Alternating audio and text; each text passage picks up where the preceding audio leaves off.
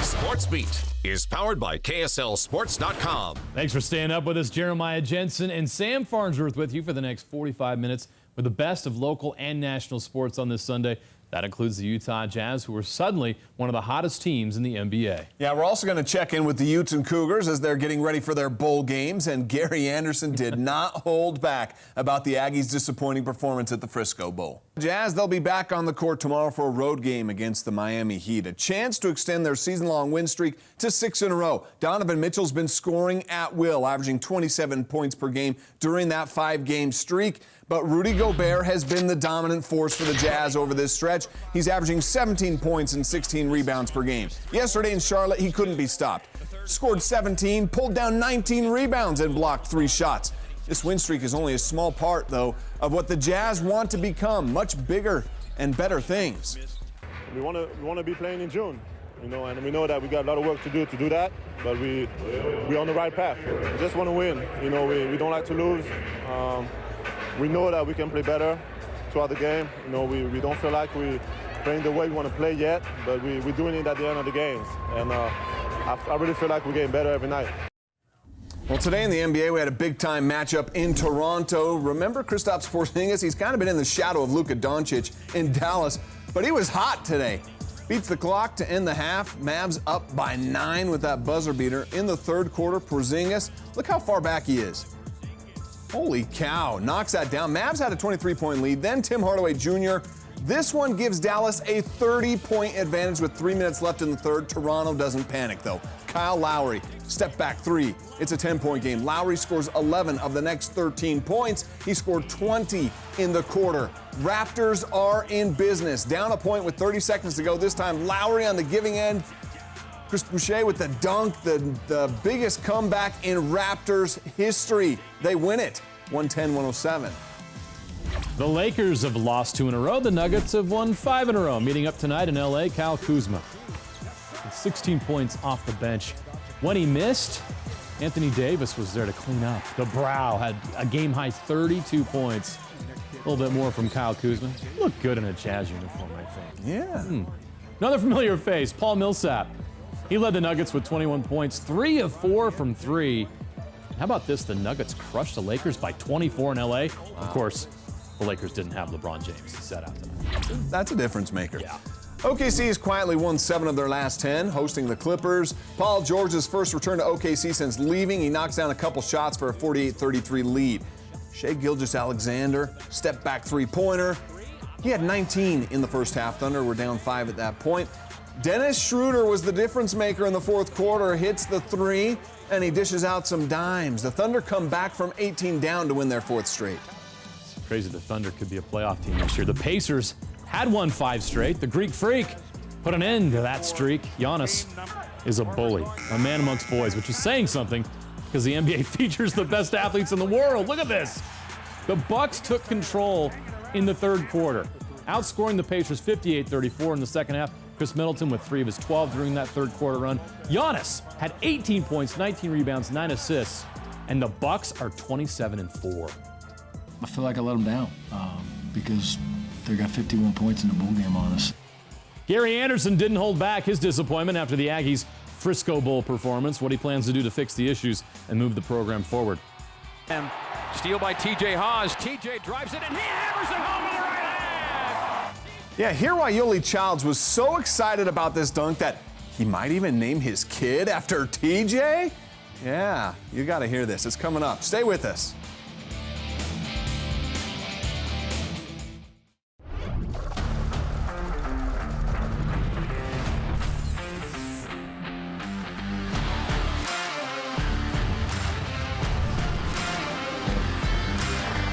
SportsBeat is powered by KSLSports.com. Before the break, we showed you the Nuggets won their 6th straight game tonight. The Jazz hope to do the same Monday in Miami. Yeah, they've reached this point with wins over the Magic, Hawks, and Hornets. 2 of those wins coming on the road. So right now, it's time to hit rewind.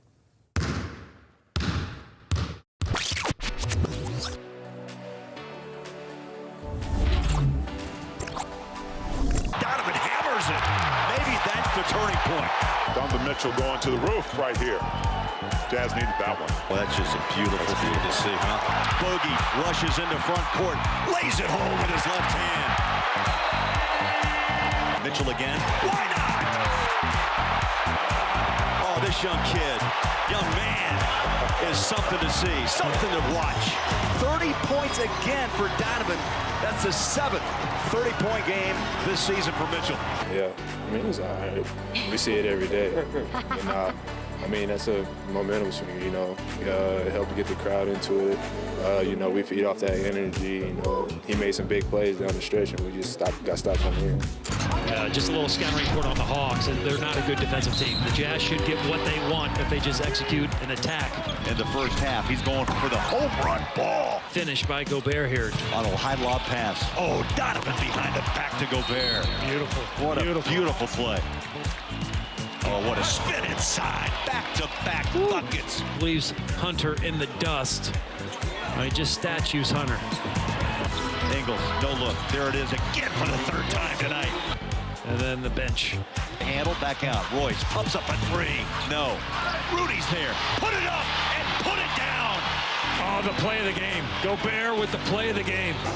Big boy blocking shots, man. That's what good teams do. You're not gonna always go out there, you know, and blow teams out. We found a way and we fought. Donovan Mitchell has been living at the rim, and guys, it just so happens this Hornets team allowed the 3rd most field goal attempts at the rim.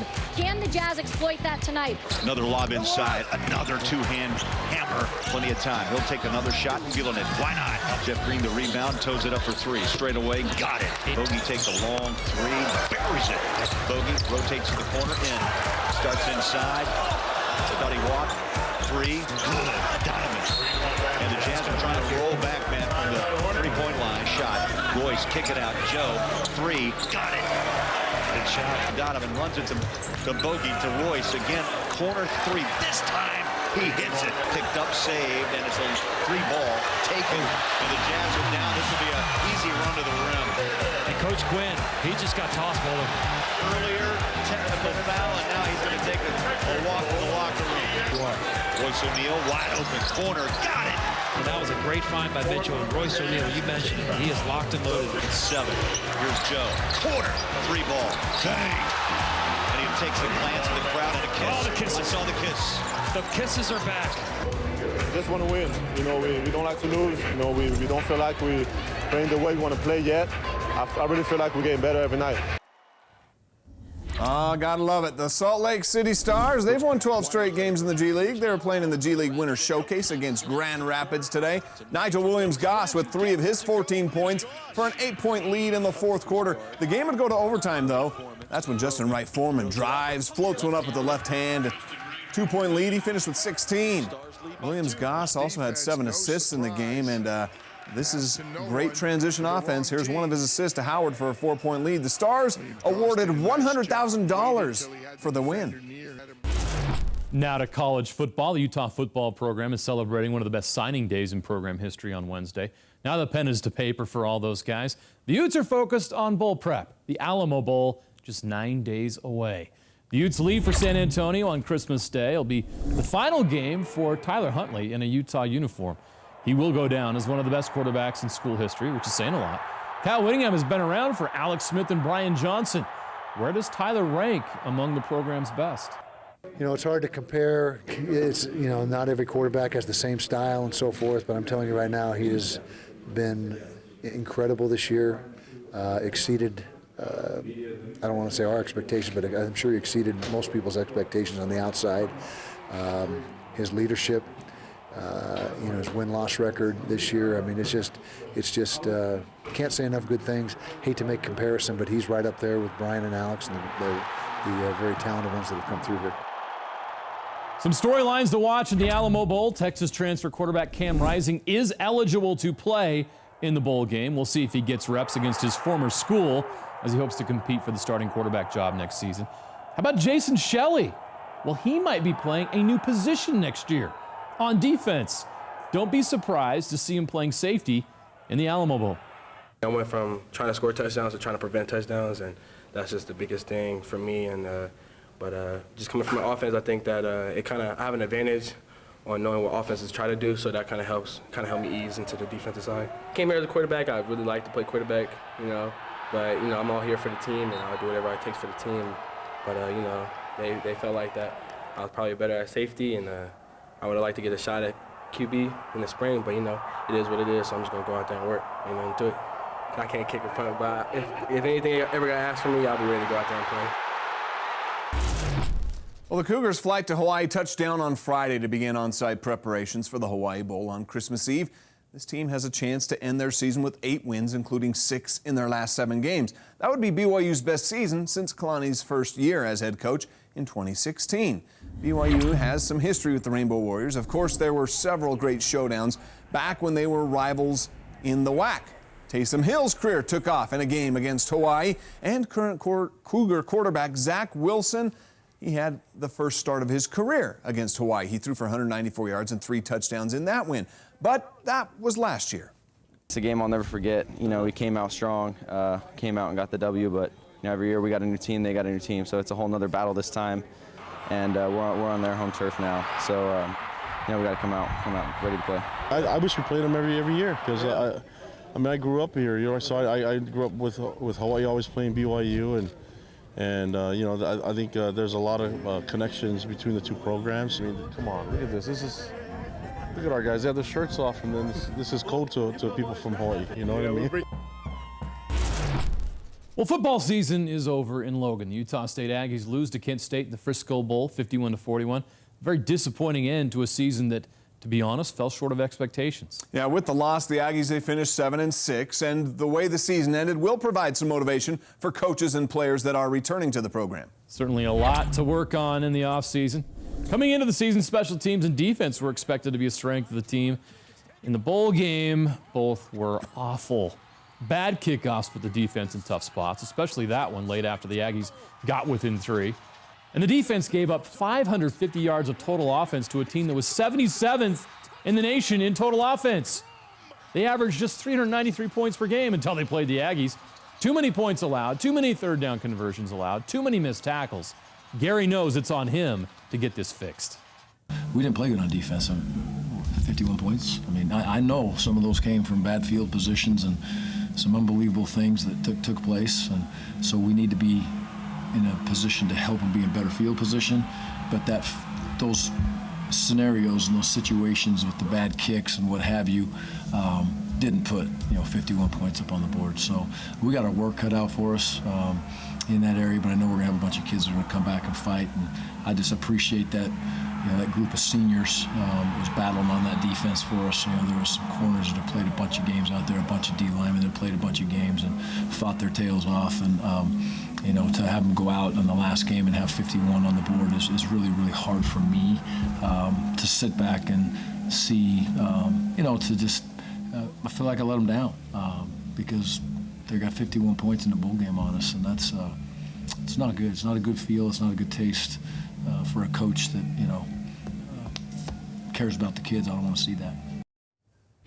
Certainly you don't want to dwell on losses. The Aggies won't be doing any of that. Coach Anderson will begin the process of moving forward, evaluating every part of the program, from the film guys to himself. If changes need to be made, he's prepared to make those. You learn you got a whole bunch of new kids in this program, and they have to understand that, it will get much more difficult. As we move ourselves into year 2, because it needs to. We need to gain some physicality. We need to gain a bunch of strength. We're a tough team. You don't do what we did and win as many close ball games as we won without being a tough team. But there's places where the youth needs to step up and grow. So all those things combined. But again, it starts with me and dissecting myself and make sure that I'm doing what I tell these kids I do every day for them, which is give my best shot.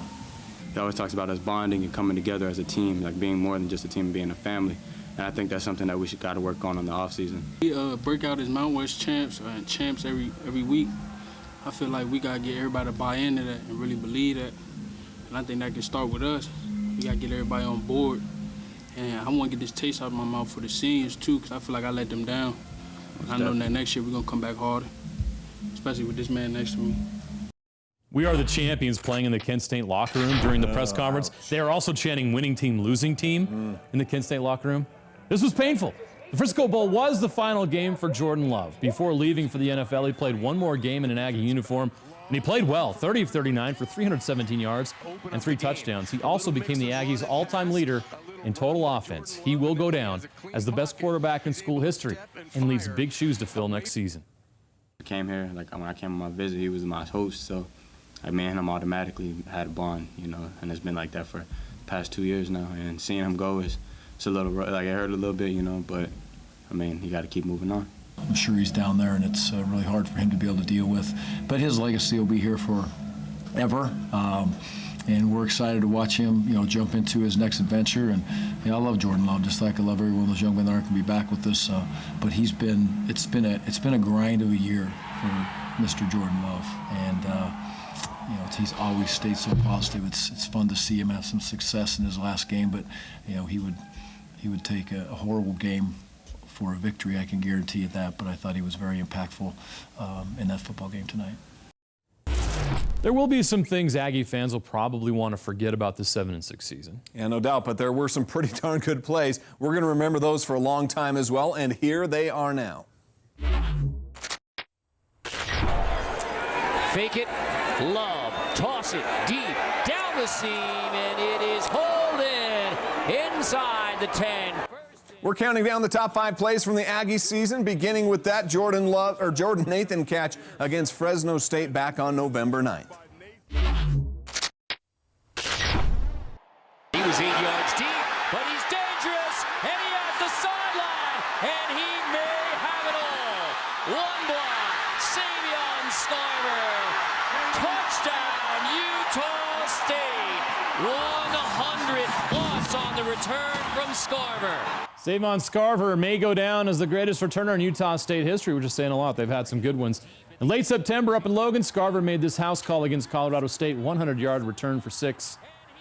That's number 4 on our countdown. There's Kenzie, who had the fumble.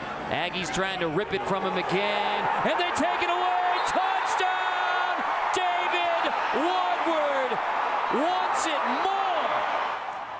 Yeah, that's number 3 on the list. Takes us to the defensive side of the ball. David Woodward, he's going to be making plays in the NFL someday. But in that same game against CSU, he was making the play of the game with the strip sack and the return for 6. Love will float it for the end zone. Whoa. Oh, man. Did he tap the right foot down? CLC Mariner had a couple of pretty touchdown catches against Kent State. But it's hard to beat that catch in the season opener against Wake Forest. Mariner with the toe tapper will look good on his NFL resume. You could argue that it should be number 1, but this was even better.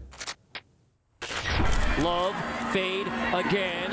It is caught! And it is waiting for the official signal. Was rep in bounds. Yes, touchdown on a remarkable TD grab by Caleb Rep.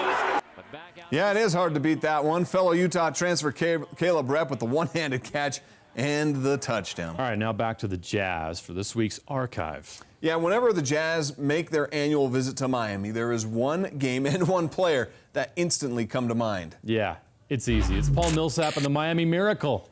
November 9th, 2010. I can't believe it's almost been 10 years. Man. LeBron had a triple-double, 39 points from Dwayne Wade, and the Jazz were down by 8 with 29 seconds left.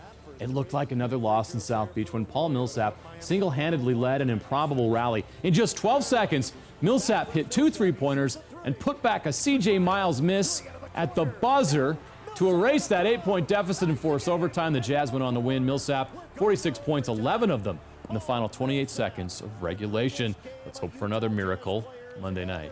I remember watching that one. Well, up next, a wild week of college hoops for in-state teams. The Utes knock off a blue blood, the Aggies with a buzzer beater, and the Cougs. Plenty to celebrate. It was a memorable week for local college basketball teams. Let's start with the Baby Utes. I guess we'll start calling them that. A team full of freshmen and sophomores did what so many great Utah teams of the past couldn't do. Beat Kentucky. Yes, it really happened. It wasn't a dream, Utah fans. A win over the number 6 ranked Wildcats. The Utes led 35-31 at the half and then built a 17-point lead in the second half. Ryland Jones, 12 points, 6 assists, 3 of 4 from 3. He had some big shots. Riley Batten had 10 points. He was 2 of 3 from 3, including a big one that cooled off a Kentucky rally. The Utes held on for dear life as the Wildcats rallied to tie it late. Tyrese Maxey had 18, but the best player in the game was not a Wildcat. It was Timmy Allen. 25 points, 9 rebounds, and this shot was just enough. The Running Utes end an 8-game losing streak to the Wildcats. First win over Kentucky since December 18th, 1976. Exactly 43 years to the day. How about that? Kentucky's only lead was 2-0. Impressive. All right, the Wild Wednesday continued with the Aggies playing their second straight game in an NBA arena when they took on South Florida at the Toyota Center in Houston. And wow, what a finish. With less than 30 seconds to go, Justin Bean tied the game at 66, sent it to overtime. Bean finished the game with 12 points and 9 rebounds. But the biggest board and points he had came in the game came at the buzzer with the tip in for the win. The Aggies take the thriller over South Florida 76-74. Utah State wasn't the only team that got it done on Wednesday night. Utah Valley on the road in Laramie. They led by 2 with 5 minutes to go, but the 3 from Brandon Porter gives Wyoming a 1-point lead. UVU would tie it back up, and then they take the lead for good off the steal from Jamison Overton. Isaiah White has the game winner. Wyoming misses at the buzzer. Utah Valley with a nice road win. Well, Neemias Queda had 18 points and 8 rebounds in the Aggies' win over South Florida, his best game since returning from the knee injury he suffered while playing for Portugal over the summer. Well, when Queda collided with an opponent in the first half of their game against Florida and went down in pain, it's a sight the Aggies fans did not want to see. They had to be holding their breath. He didn't return to the game. No update yet on his status, but Sam Merrill saved the day, drilled 5 three-pointers, 21 points for him, a career-high 9 rebounds and 5 assists. It was a 65-62 Aggie win. Last night against Weber State, Yoli Childs was perfect in the first half for BYU. He made all 10 shots he took for 22 first-half points. He finished with a game-high 28 points and 8 rebounds in a 30-point win over the Wildcats. TJ Haas is a baller, but somehow he still has ways of catching many of us off guard with his athleticism. Can you believe that? He did that against Weber State yesterday when he went up and threw down that dunk, and no one at the Marriott Center was more excited than Yoli Childs. I've never jumped so high in my life on the sideline. I thought I was going to hurt myself. Oh my gosh, that was awesome. Is that the best dunk you've ever seen? Oh yeah, hands down. Come on, are you serious? I'm making that my screensaver. I need a poster. If my wife's okay with it, I might name my first son Tyson. I don't know. That was sick. Wow. Well, Okay. like father, like son, right? Once upon a time, also against Weber State, TJ's dad, Marty, also surprised a lot of people with that dunk. That happened in the Marriott Center back in 1988. Marty had hops. One of the best dunks in BYU history. The Cougs win over Weber State, had Coach Mark Pope in a good mood after the game. He came bearing gifts, handing out these winter caps before entering the Christmas break. Hopefully, when you guys are writing all those bad things about me, you'll feel a little more guilty. You can put on your BYU beanie and just be like, as you're typing late at night, you're trying to meet your deadline, put on your BYU beanie, be like, those guys aren't so bad. So Merry Christmas, guys. Coach, that was very thoughtful. We appreciate it. A lot of kissing in this week's Great Clips for some reason. Joe Ingles giving the fans in Charlotte what they paid for. The Great Clips are next. Great Clips of the Week. We begin with this from Joe Ingles after hitting a shot in a big fourth quarter for the Jazz. Yes, he gives those fans in the front row what they wanted, which I guess is him blowing kisses at them. Joe always having fun with the crowd. Well, speaking of kisses, not quite sure what Jake Toolson was doing yesterday with his teammates. Celebrating, I guess, but, there is something called personal space, but when you celebrate, I guess anything goes. Reminds me of the Close Talker episode on Seinfeld. You might need to watch that. All right, BYU student for $4,000. Yes, he got it. Congratulations. Remember when Vince Carter jumped over that French guy, the 7-footer for the dunk? Well, John Morant was as talented as he is. He's no Vince Carter. Can't quite get over Kevin Love. Instead, Comes up short and hits Love in the face. Goodness, that was almost incredible. Texas high school football, the best trick play on a kickoff return you may ever see. Kudos to the cameraman. He stuck with the ball, and he was rewarded. This kid's going to take it to the house. How about that? Hey, the Buffs went on a buzzer beat earlier this week against 13th ranked Dayton. Deshaun Schwartz. I knew that kid in Colorado Springs. Did you? That was not the buzzer beater, though, unfortunately. But this is a buzzer beater. Cole Nebeker of Taylorsville versus Brighton. He beats the buzzer, and we beat the buzzer on this show. Yes. That's the end. We are out of time. Thanks for joining us tonight. See you next week.